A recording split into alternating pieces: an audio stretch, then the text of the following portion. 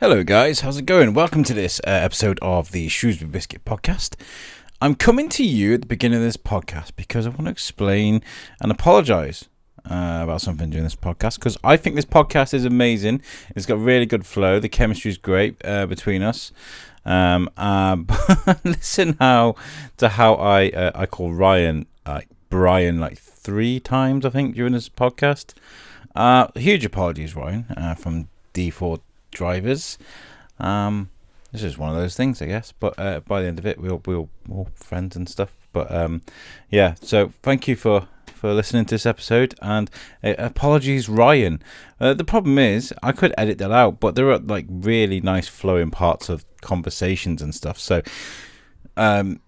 it's either put a disclaimer and an apology at the beginning of the episode, or cut chunks out of really nice sounding audio. So I chose the first one because I don't like disturbing my audio. So Ryan, sorry about that. And guys, enjoy this show. It's really good, this one. Perpetuum Motorsport, really exciting stuff going on there. So yeah, see you on the other side, guys. Peace out.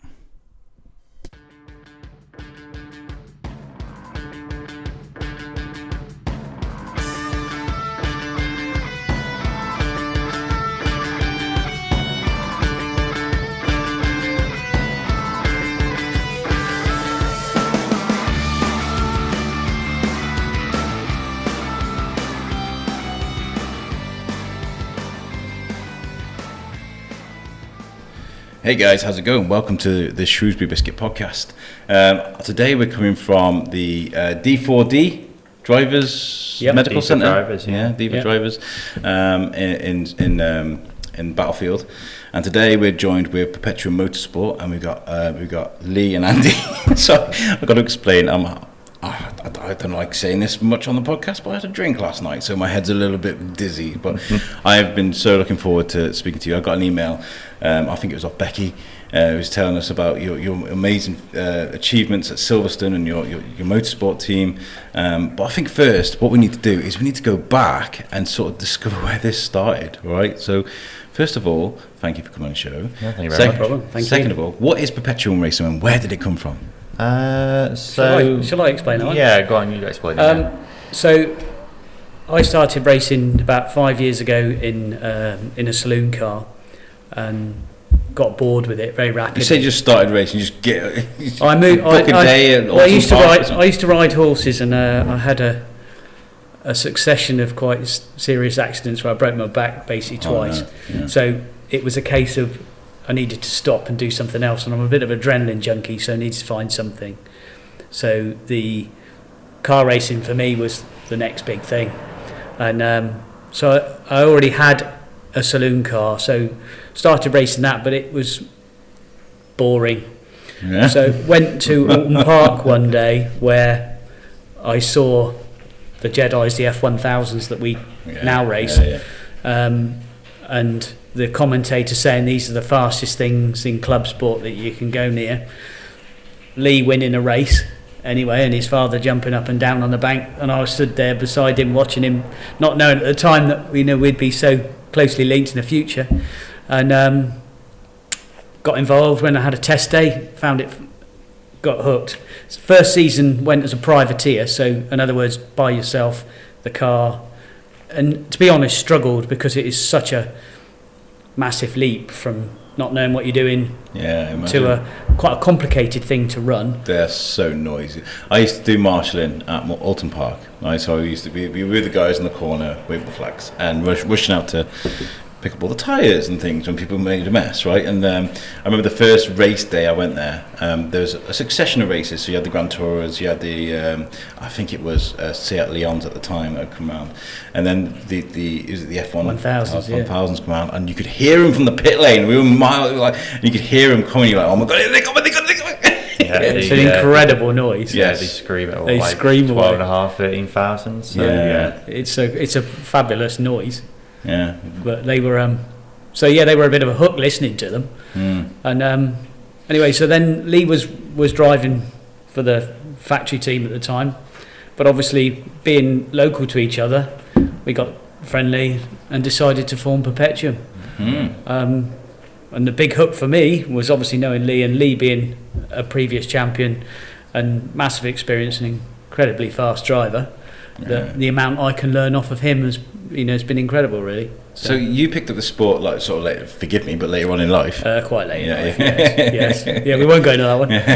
How does that how does it compare to? How old were you when you picked up the sport? I had a quad when I was like 3 years old, so that's where I started on that. So we used to live at the top of this hill, and down at the bottom we had a big park. Yeah. So I can't remember if it was Christmas or my birthday, but my dad bought me this little 50cc quad. So that's where kind of it started. We used to go down and literally just go around the fields down there. And then really from that, we sold the quad and actually had a pro car, so like an indoor go-kart, actually cut and shut down to fit me as a 3-year-old kid. And we used to literally go every other weekend to like the indoor karting tracks and just lap after lap. So my journey started literally from more as soon as it came out of the womb almost. So yeah.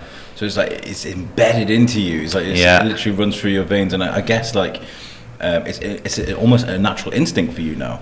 The adrenaline, having to deal with the fast corners, come up the braking time. Yeah, it's amazing. Even like still at like 32 years old now, that you get in a race car and you still get that sort of like your heart racing and the start line, and you feel the adrenaline buzz from it all. It's amazing. And is racing for you just centered around track racing, or is there a bit of what other sports have you tried? Tried rallying, or have you tried anything else different?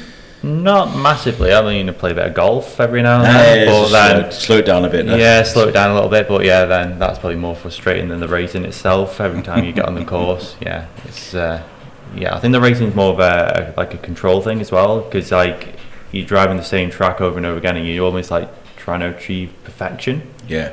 It's so that hence like things like records or winning races, it's like it's sort of sewn into the DNA. Tenths of seconds off laps. That's great. You're talking like when we were at Silverstone, the lap record there had been set in 2011, and we've been going there year after year, and it was like almost every year, and then this year we just scraped a little bit off it. So is it a case of you've done it so many times that the track and it clicks, you're like, oh my god, that's how you do that corner, or that's how you do this? I think it is. It's that little tiny bit of just finding that little edge. If you can get on the power that little bit sooner, if you can brake that a little bit later, if you can find that slightly different line, you're looking at thousands all the time. Every lap, if you think you can gain half a tenth on every corner on that lap, you can gain half a second in a lap. It's just amazing. And what's it like? I mean, time must slow down for you when you're in that car. I can just imagine, because like as you come into a corner,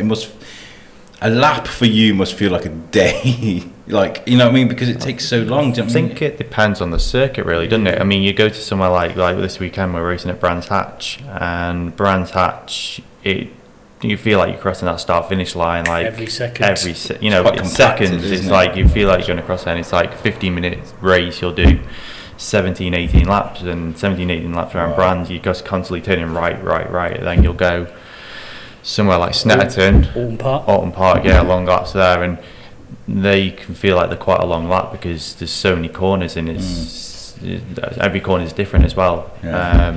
I think it depends on the circuit, but you do get into that zone, don't you, like when you're in the car? Yeah, and the other thing is there's undulations as well, like the flatter the tracks like Silverstone, they're sort of easier mentally to get your head round, because basically it's just a set of turns, whereas like Alton Park, where you've got undulations and those changes in attitude add another dimension, and the surface of the track is not even either. So that adds another dimension, your mind's working a lot faster. So they seem to take a lot longer to go around, even though they are probably a little bit more like mentally challenging as well. It's like you come away from a weekend and like you're knackered. I do like a lot of training, and it's not so much my body that feels tired, it's like mentally draining, I think you're driving at 140 plus miles an hour at points, so unbelievable. And you got to fight with other racers alongside you as well. Like so many things that go wrong. And a lot of the circuits you're averaging 100 mile an hour. That's a complete lap. On a complete lap, so you're averaging that. So yeah, it does fry your brain, doesn't it? Yeah.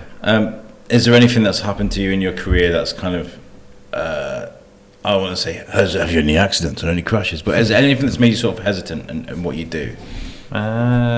So I had a really big crash in Germany, like when I was, I think I was 18 at the time, 2008, and so I was racing in the European Championships out in Germany, and basically in the easiest way to kind of describe it over podcast, basically a kart, but a very quick, full body, like full fairing, 6-speed sequential kart. So they only had a 250cc engine, but they basically it's as quick as what we're doing now. But you've got no seatbelts on, nothing. You're literally just in the car and T-tray. Yeah, and basically 60 karts on the grid, rolling starts, and so the crash that I had basically, well, it was basically on the start. So rolling start, I'd had a bit of a bad qualifying with a few issues with the car, so I was starting sort of front, but just back from the first few, and the two leaders on the start basically clashed wheels.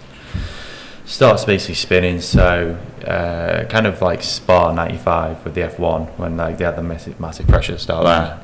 And basically I ended up being tapped, spun round, come to a stop, and basically someone from the back of the grid, you can imagine these karts do 0-60 in less than 3 seconds. By the time 60th place is coming through, they're at the start line, they're doing 100 mile an hour. So basically T-boned, broken pelvis, broken ribs, out in Germany, and I had all my treatment out there. So yeah, I was in hospital for 2 weeks out there. Bless you, man. Bless you. Yeah, but it's one of them. It was probably about 6 months, really, kind of like almost like learning to walk again. Yeah, I was gonna say, what does that do to your psyche? Like, does that really like mess you up psychologically? Like, struggle to get back in the car, or just straight back in? No, that's the weird thing. Yeah, straight back in the car. So I think I did a couple little test days, but the first race I did coming back from that, which was 2009. So it was about 6-8 months later.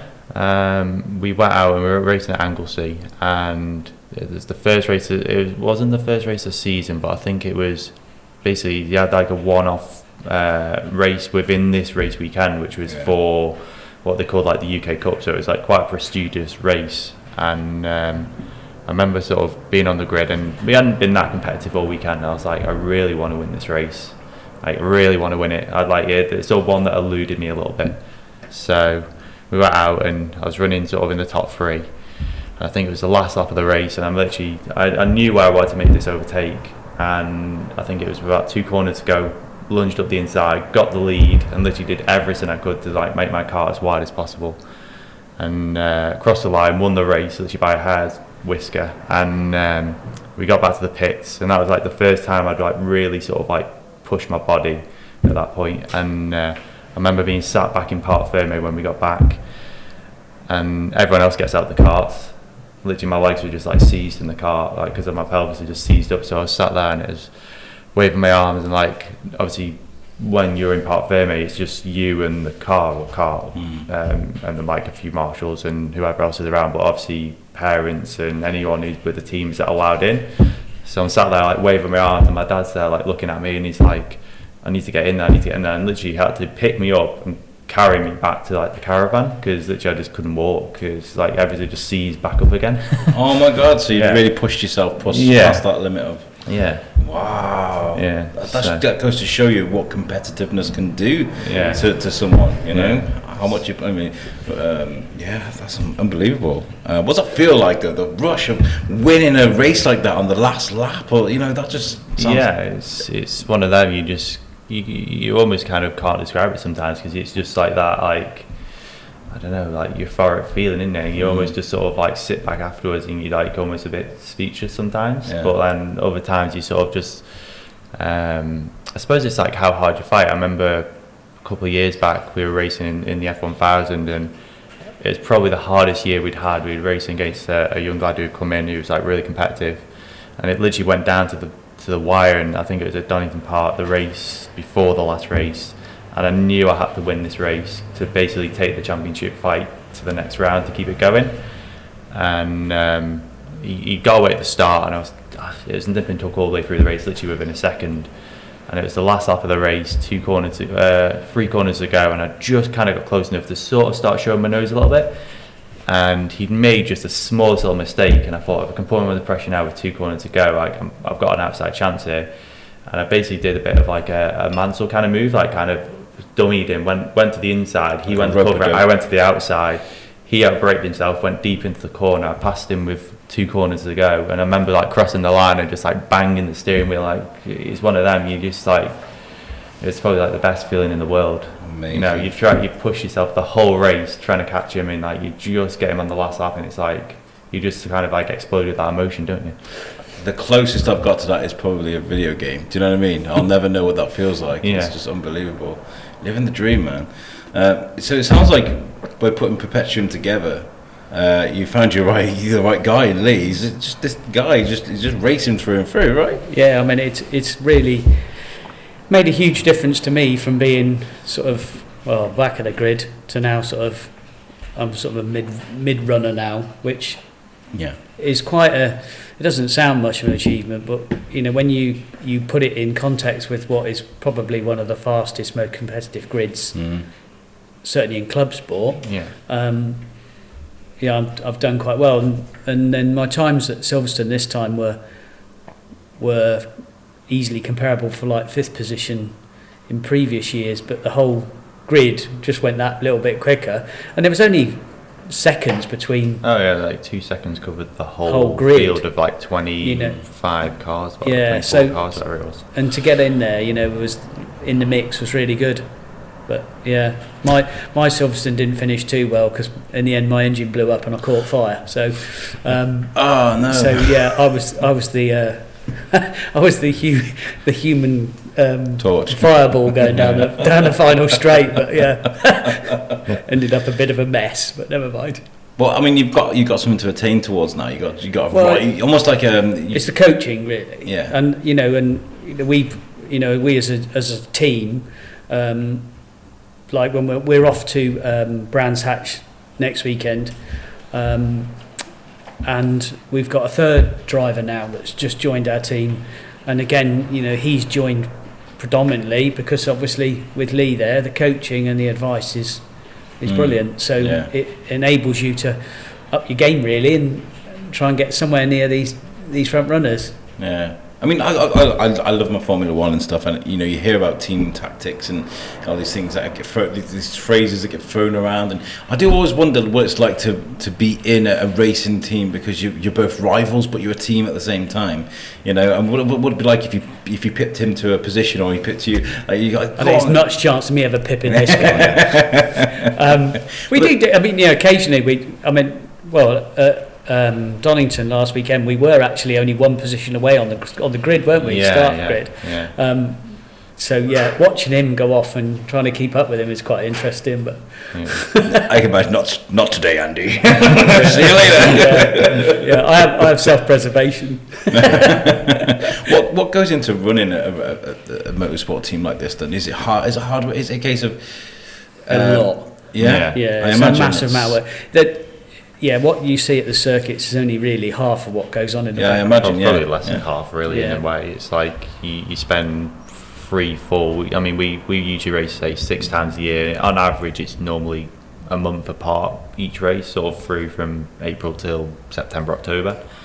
And it's like three weeks of like not solid work, but like hard work behind the scenes to go there for possibly, you know, 1 day of racing or 2 days of racing. You say racing's probably about 25% of what you guys actually do, because a lot of testing and a lot of practicing, engine building, trying to acquire parts, and I imagine that's not easy to build cars, right? No, I mean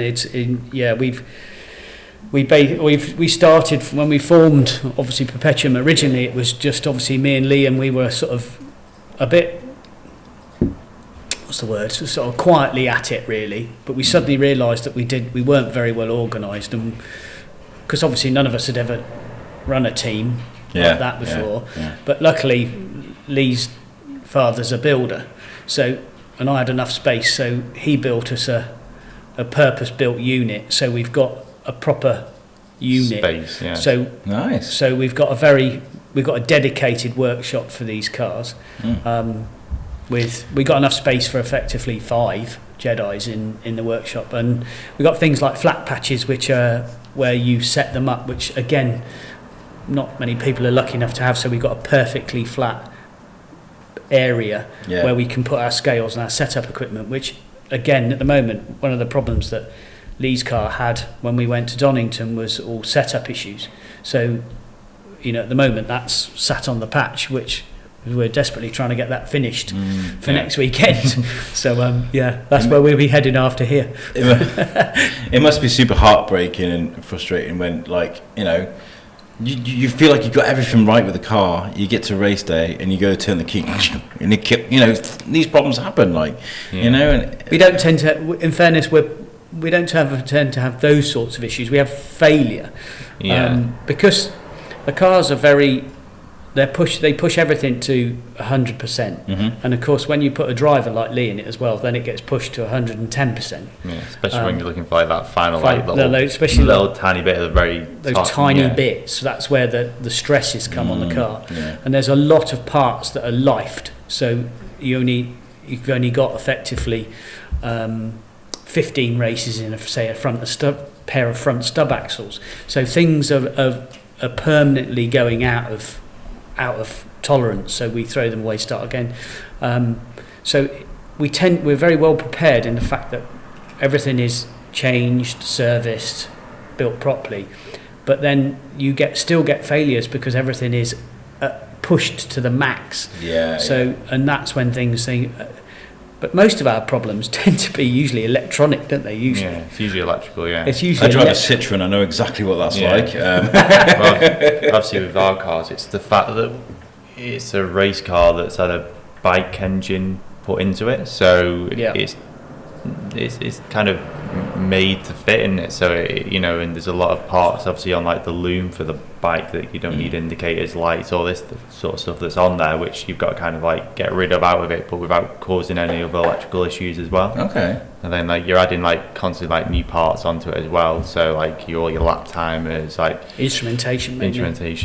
So then that usually causes like little issues in the electric. So it usually always, like say, it's little niggly electrical issues. You're having to like give this machine a brand new nervous system, spread it across the machine, and sometimes it's not working right. Okay, I mean it's difficult. I mean, let's talk about the weekend, because I've just written the weekend. That's what I literally a race weekend, right? So let's talk about the build-up. What is it like for you guys? Because you got test, make sure everything's going. How does the weekend go for you? So before the race, the night before the race, what's that like for you guys? Is it stressful? Well, the night before the race for us is actually not stressful. It's usually the week before. It's the getting there that's stressful, because of we have obviously typically this weekend. So this weekend we're at Brands Hatch. We're not in garages this weekend, so we're actually in the outer paddock. So we take awnings and temporary flooring. So we have a whole garage setup that we have to set up on Thursday night, ready for testing on Friday. So like this week we'll be finishing the cars, loading the lorry, trailers, vans to shift down on Thursday afternoon. Wow. So but we're not allowed into Brands Hatch until 7 p.m. But between 7 p.m. we've then got to set up ready for Friday morning testing. So we've got 3 cars. Obviously, 3 cars will be out. So how many personnel? There will be 7 of us. Yeah. Wow. So obviously 3 drivers and 3 mechanics and team manager. So we've got to set that all up on Thursday evening. That's the stressful bit. Once you get testing on Friday. Once you're through testing, you've done a couple of runs, you settle down because you know the car is. Don't overdo it. And also they've been rebuilt between the last meeting, so they've been stripped down, rebuilt, ready to go. So it's not until that first run that you know that it's back together and working properly, and then you can relax. And then really, the Friday night is it's just a case of cleaning them down, ready. And then sit down, have a meal, chill out, go to bed. A couple of beers or no? I don't. No. but maybe obviously our mechanics do. They usually have a few beers. I bet they do. They love a beer. But yeah, not for me. I'm not a big drinker, and nor are you, are you? No. So yeah, we early night really. Lee, what do you have a routine, or are you suspicious or anything like that? Or you got any like? Not massively. No? There's just like little kind of things I do maybe like before a race. So like things. Suspicious, I meant superstitious. Yeah. That's the hangover. Main thing for me is a good fry up. Yeah. A really good breakfast. Good breakfast to start the day off. Yeah. Nothing like really too major. I kind of do like a little sort of like wrist exercise that I do like usually when I'm sat in the car on the grid. So like I like stretch like my wrists out. So like push like my fingers back and like push my wrist forward. Yeah, just like stretching it all out. Because your hands are the main thing that are doing all the work, and it's your hands that have a lot of the feel for the car. So if you can have as much feel through them hands as possible, you're going to feel every movement the car's doing. Yeah. But yeah, nothing like too major really. Okay. No. And you get to the race morning. What's that morning like for you guys? The morning before the race, I imagine it's exciting for you guys, or is it nerve-wracking, or what are you feeling? Exciting. It's exciting. It's like weird, isn't it, sometimes? Because like, so our race weekend normally consists of, so Saturdays we do qualifying in the morning and a race in the afternoon, and then Sunday, if it's a free race weekend, we'll do 2 more races on the Sunday. If it's a one-day meet, then it's quite a compact schedule, so we'll do qualifying and 2 races all in a day. So that's stressful. So that's probably actually the most stressful weekend when you've got a single day weekend. Because it's turnaround time for the mechanics, because obviously the cars, they're not like a road car that you just keep going round and round and round. Yeah. Each time they come in, there's a full procedure to prep it back for. Otherwise, things fall off it. So all the suspension has to be nut and bolt checked for cracks, replaced, cleaned down. And are these machines easier to sort of take apart than like your average car? Because I mean, like I had a problem with like I said, I drive a Citroen, and Shane, he's not here. He sends his apologies. He's a mechanic, and to fix one thing on my car, he has to take another thing out and then put another thing. Reach down. Is it easier to sort of take one thing off a car and replace it? Yeah. I mean, within reason, they're quite simple to work on in a way, aren't they? Like everything's quite easy accessible, really. They. I mean, they're very easy things to work on. But there's just quite the procedure from turning it from finishing a race to putting it back on the grid is quite long-winded, really. I imagine, and that's what takes the time. But again, the guys are proficient at it, so they know they come in. But when we're on a single day, qualifying and then 2 races, the turnaround time between going back out is so tight that if there is an issue, it's almost impossible to get it resolved between the next race. They can literally just service the car and send it. That's all the time they've got, really. Yes, it all sounds so complicated.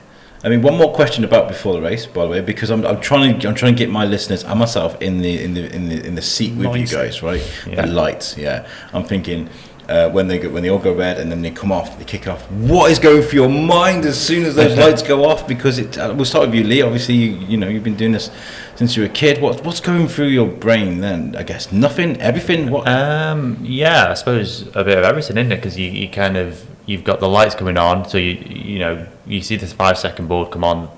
You start building the revs up, so you sort of sat there, the car's shaking, you're ready to go. Lights come on.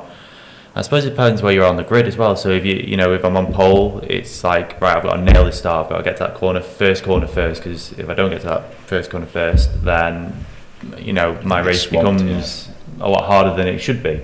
So if you started maybe Donington Park, I ended up having a bit of an off in race 1, starting in 15th. So in that case, it's like I've got to make as many places on the start as possible. I've got to nail this start, and I suppose it's like that little. You always pat yourself on the back a little bit when you nail that start. It's amazing, isn't it? You have a start one day and it's a bit like you bog down a bit, you get a bit too much wheel spin. When you nail that start and it's perfect, you just. I've played Mario Kart, man. I know what it's like. Yeah, 2 seconds to go, you got to get on that throttle, haven't you? Yeah, and it's. Wow. But yeah, and obviously cars going everywhere. You might get someone stalling in front of you on the grid, and you've got to dive around them. Or can friendships disappear from the lights? Oh yes, but you know, our grid's quite good. Within club sport, it's quite nice because everyone who I race with, especially like in that front sort of majority of the grid within that sort of top the eight. The A team, yeah. Yeah, everyone has respect for each other. So everyone is out there. Everyone's in respect, risking their life every time they go in a car. So within reason, I think everyone's pretty good, to be fair. But at the same time, it's fair. Right? At the same time, we're not scared to go and race millimeters apart. So I mean. Yeah, competition, isn't it? Otherwise, boring. You wouldn't turn up otherwise, would you? So yeah. What about you, Andy? What you like at the lights? What goes for you? The starts for me are always like the best bit because I'm actually quite good at that. I always seem to be able to get a very good start. I can always usually gain sort of 4 or 5 places. I don't always keep them, but I can certainly gain them off the line, and I love the start. But you do a thing called a green flag lap. So you come out of assembly, you go around, you do a tyre warming lap, and then you come onto your grid slot, and then obviously 5 seconds red lights and go. And the green flag lap is the only time that I feel a little bit apprehensive, And then when you're into that grid position, and the boards go up and the revs lift, and the adrenaline goes through the roof, and you just. So that formation lap is your time to sort of give yourself a psych up. Yeah. We're gonna do this, or in these cases, it's always look on the back. Yeah, that's it. Oh my God, you guys are living the absolute dream. I see. I'm putting myself in your position now. I mean, I've been to watch motorsport. I've kind of been in the thick of it as a marshal when I was a teenager, but as an actual competitor, it just sounds like the most. It sounds orgasmic. I think is the best way to do it. Like you're building up to this moment, and then bam, it's there. It is. Yeah. It is. It's for us. Obviously, our races are 15 minutes long, and it's 20 minutes if you count the green flag lap of adrenaline. Yeah. And I bet it's exhausting. Absolutely. And you said earlier that it's brilliant to lift you. Lift your mind to that state where you don't really get it any other time. Yeah. And it's you push yourself. How do you grow a motorsport team then? Obviously, there's prize monies, the purses, kitties you can win, or how do you Unfortunately, there's very little. Everything goes in and nothing comes out. Especially to be fair, in club sport and even up to sort of some of like the sort of semi-professional stuff, there's not a lot of prize money really out there. You might find the odd series that's got. You might win a car, like win one of the cars at the end of it or something, but there's not a lot. It's all sort of self-finance and obviously finance through help of sponsors, I suppose, such as obviously our D4 drivers where we're filming today. D4 drivers. Brian over there. We'll be bringing Brian on in a second, by the way. Don't worry, guys, we'll get to speak to them. I mean, I run a podcast. It's self-funded, and we get sponsorships now and again. I know what that's like to try and find people out there to give you money for what you love to do. It's not easy. But I mean, how do you? What's the future like for Perpetuum Racing? Are you enjoying this? Is this something that's going to be about for a few years? Yeah. I mean, we're very much on the sort of start of our journey. Really, we had a couple of years with just myself and Lee, and we've sort of grown the team, and we are we're getting to a point now where we're definitely what I would term semi-professional. Yeah. We've got professional mechanics that look after us on the day. We have professional mechanics that come in and look after the cars. We've got a very purpose-built unit. Which this year we'll probably expand. Wow. And we're going to add further facilities. So the plan is really to just keep growing the team. Shane's going to be kicking himself for not coming today. I bet he'd love to play with those cars. And at the moment we run 3 cars in an F1000. We do have another car. We've been looking at other championships that might be of interest in the future, and possibly next year we'll add a 4th car to F1000 grid as well. Which again, the grid in F1000 is growing at such a such a massive rate at the moment. It's almost at the point now where it's like reserve list to get There's on the grid. so it's Could they create like almost like the Premiership type thing, so you have like a League One and a League Two, or, sort of thing? They did that like a few years back, didn't they? They kind of had the main championship and then like sort of like an under championship, which was slightly the cars weren't up to full championship specs. In other words, you could run a car that wasn't quite up to date. But it hasn't really taken off. Most people will most people want to do the full championship, and they'll upgrade their car to the latest spec and run it in that. Well, I suppose it makes it more exciting. Like, say, if you go back to 2014, 15, there's races where the grid was dropping down to like as little as like 11 cars, 12 cars, and now we're averaging well over 20. So like Brands Hatch this weekend, we've got 25.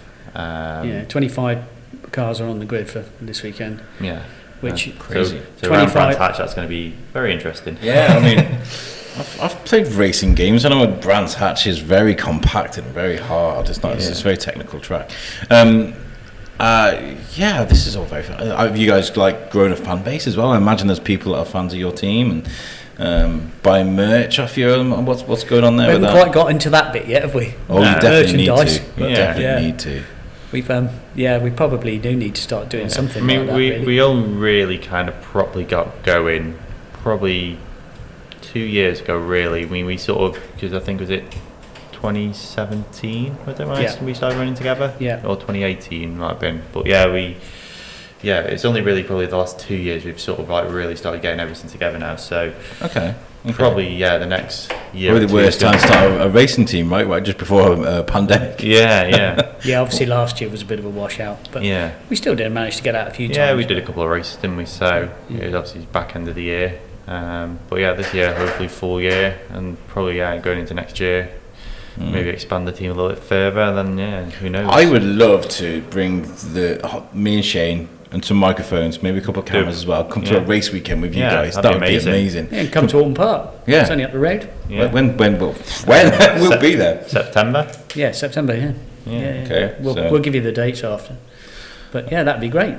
Certainly capture some of the noise then on your podcast as well. Oh yeah, that we'll have to probably will you turn that car off? We've got microphones coming. We could do like almost like what Netflix do with Formula 1. Yeah, do a bit of Drive to Survive, F1000. That show's amazing. That'd be quite funny. Yeah, our own Drive to Survive. I mean, like we have the USUC thing as well, because I've got a network which is transatlantic. So that'd be nice to sort of get a feel for this for our American listeners and be like, because comparing motorsports all over the place in America, they've got all sorts going on, haven't they? But we're British, it's kind of like this is what we do. Like British people, we started this thing. We're now for motorsport, aren't we? Yeah, we are. Yeah, especially my brother is a massive fan of everything motorsport. He does e-racing online. And he's a commentator, and it's hilarious because if you showed me what he did, and I watched it. I thought, oh my god, this is going to be terrible. I could just imagine going, and he's coming around the corner, doing all this sort of stuff. He was actually really, really good. He really enjoyed it. What's the best things for you about this? Why do you do this? Why? Makes you feel alive. Yeah. Yeah, makes you. Yeah, that's what you do it all for. It's all that hard work, the prep, purely for those 15 minutes of adrenaline. You feel very much alive. Yeah. And then you feel alive for an hour after. Because you're still buzzing and shaking at the prospect of what you've just been through. Imagine. But and then and then reliving it in your memory afterwards, aren't you? For pictures for the next couple of weeks and pictures and videos. And so that's why we do it. Or that's certainly what I do it for. Cool. Podiums for you, things like that. I'm not just counting you from podiums right away, but Lee's been doing this for a long. Like, what is it like being up there, like spraying the champagne? You've won a race. Yeah, it's amazing. It's probably the best podium. Probably the best podium I've ever been on was Spa 2014. So I was on the podium at Spa, and actually up on like where the F1 podium is, or like obviously like team members down below. So that was amazing. Coming out there. But it's just one of the feelings you can't kind of like relive. But that's why you do it, isn't it? You want to be up on that podium, holding that trophy, having a bottle of champagne, spraying it over the person you just beat. Save some in the bottle for later. I do wonder if they go back and they're like, oh, there's no one left. Who's your inspiration when it comes to racing? Who do you think of? Who do you aspire to be? Apart from Lee, Tough one, isn't it? I've never really been like a massive fan of like any one driver, but I've always been quite a big fan, probably up until the last couple of years, of like Ferrari. So whoever's been kind of like the lead driver of Ferrari. So Michael Schumacher, Fernando Alonso, both like kind of massive inspirations. Yeah. Both probably Schumacher probably a little bit more calculated of a driver, whereas Alonso is sort of more of a, just flat out driver. Ballsy. Yeah, ballsy. Yeah, Ballsy. Yeah. If you watch them, it's like on board, it's just like amazing, isn't it? But probably them two really.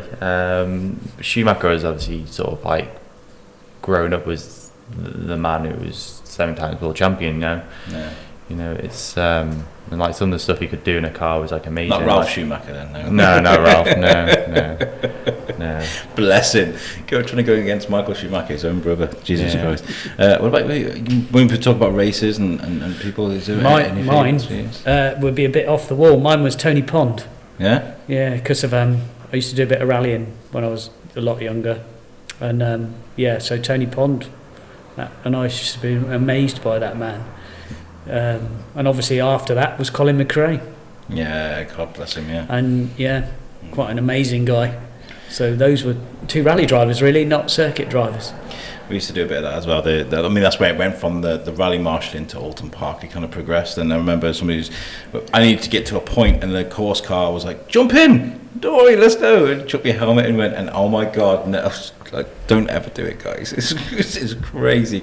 Driving in a rally car at rally speeds is just scary. I enjoyed it.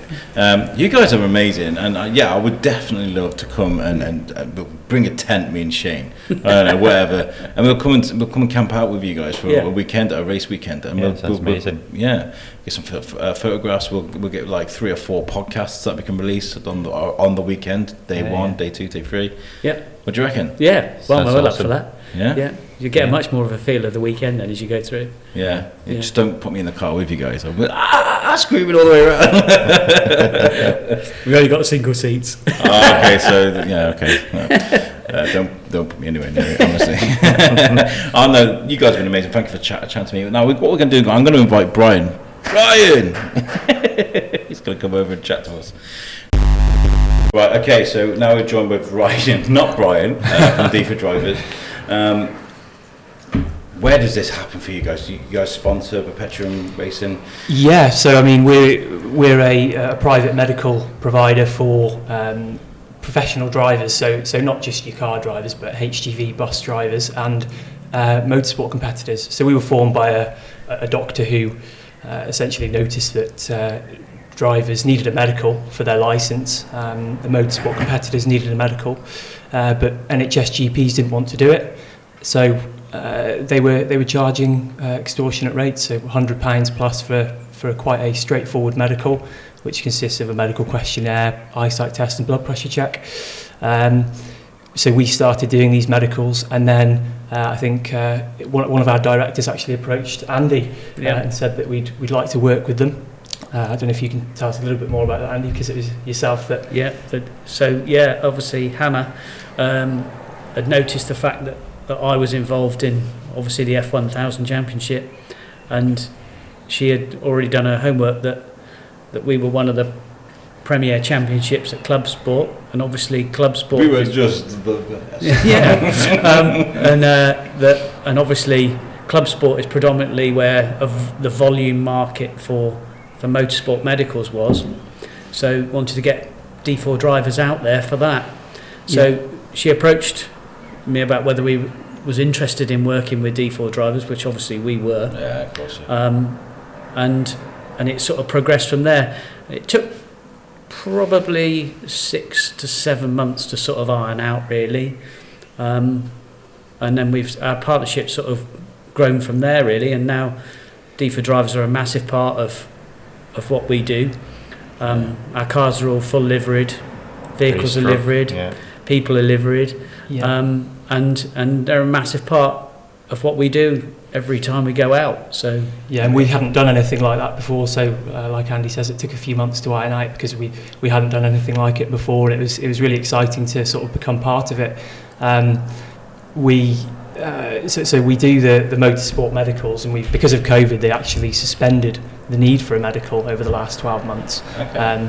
So as a medical provider, obviously that's not great for us. No. Just from a medical point of view, we were quite You're going shocked to take by our it. main source of income away from us. Okay. Well, yeah, but just from a medical point of view, it was a sort of a strange decision. But working with these guys in Perpetuum has been great for us because it's got us a sort of an inroad into the motorsport industry. So Motorsport UK, known to most people as the MSA, Motorsport Association, we're now a partner with them. So we provide medicals for any member of Motorsport UK. Anyone who's got a licence can get the medical with us discounted. So it's been great for us to get into the industry. Yeah. It kind of makes sense. D4 drivers, you guys do medical for drivers. You know, sort of sponsor a racing team. It makes sense. Yeah, absolutely. Yeah.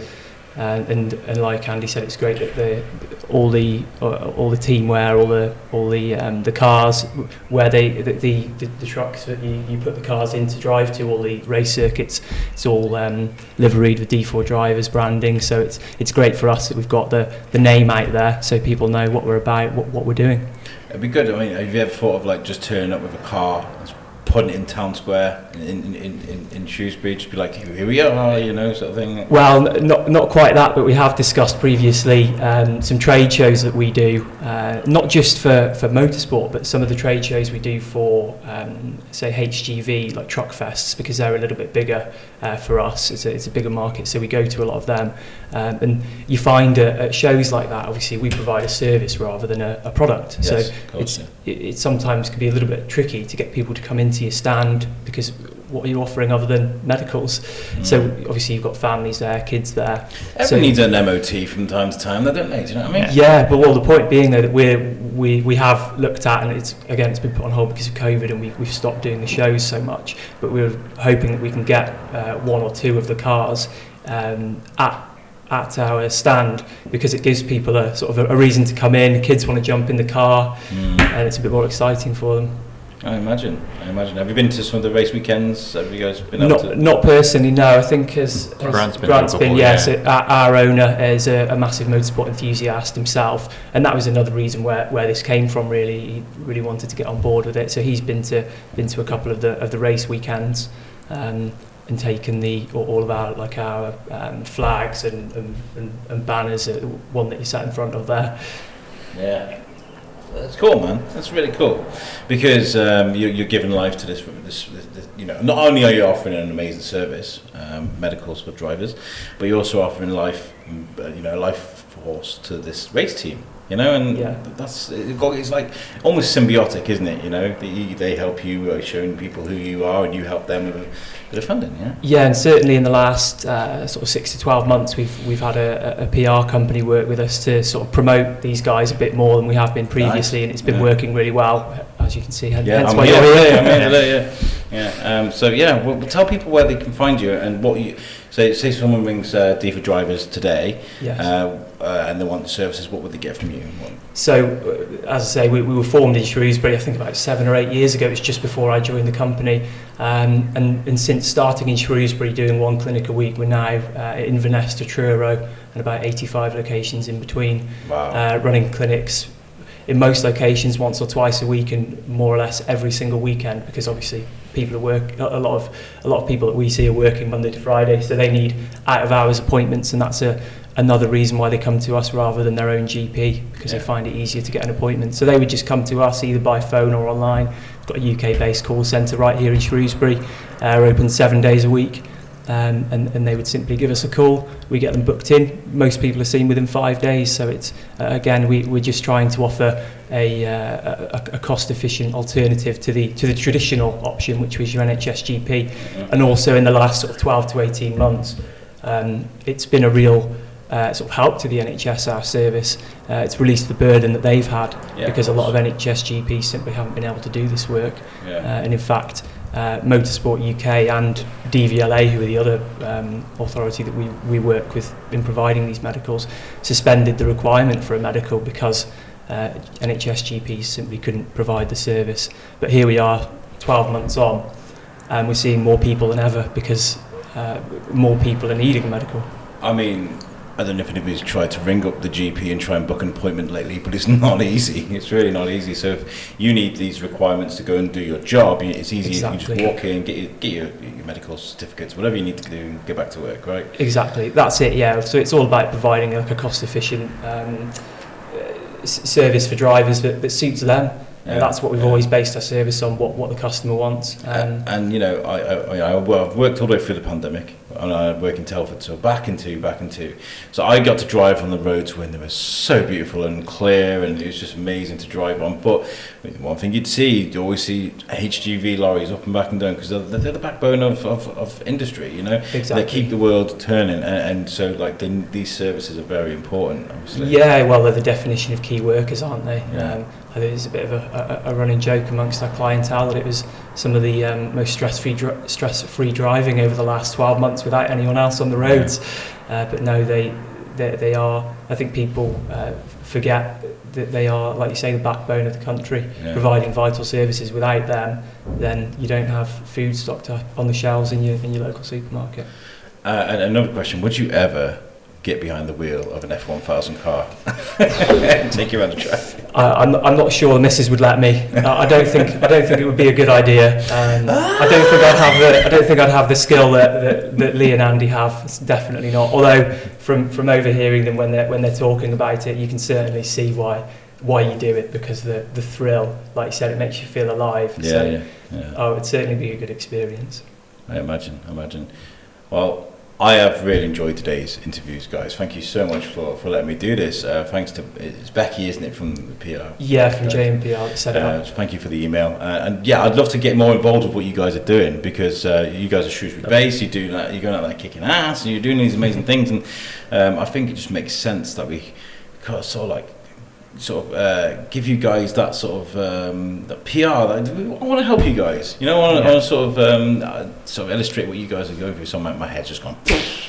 Words for a podcast are just gone. So thank you very much for joining me today, guys. It's been really good. Yeah, thank you very much. Thanks for coming. No, it's good, man. It's really good. I've really enjoyed it. Tell people where they can find you on social media, websites, what have you. Yeah, absolutely. So we're d4drivers.uk online. You'll see us on the internet. You'll see us on Trustpilot. We've got over 4,000 reviews. You'll see us on Facebook, which is just Driver Medicals. Likewise on Twitter. And we've recently got an Instagram. A lot of our content features Lee and Andy, especially on the weekends when they've been racing. And on Instagram, we're just D4 Drivers. And Andy, Perpetuum, where are you guys on social media? Mainly Facebook, Instagram are the main two. Just literally Perpetuum Motorsport. We like to say we kind of made sure D4 drivers are on there because that's kind of our main push as well. So Instagram was like massive. I went to find you for that. You went, no, over here. Over me.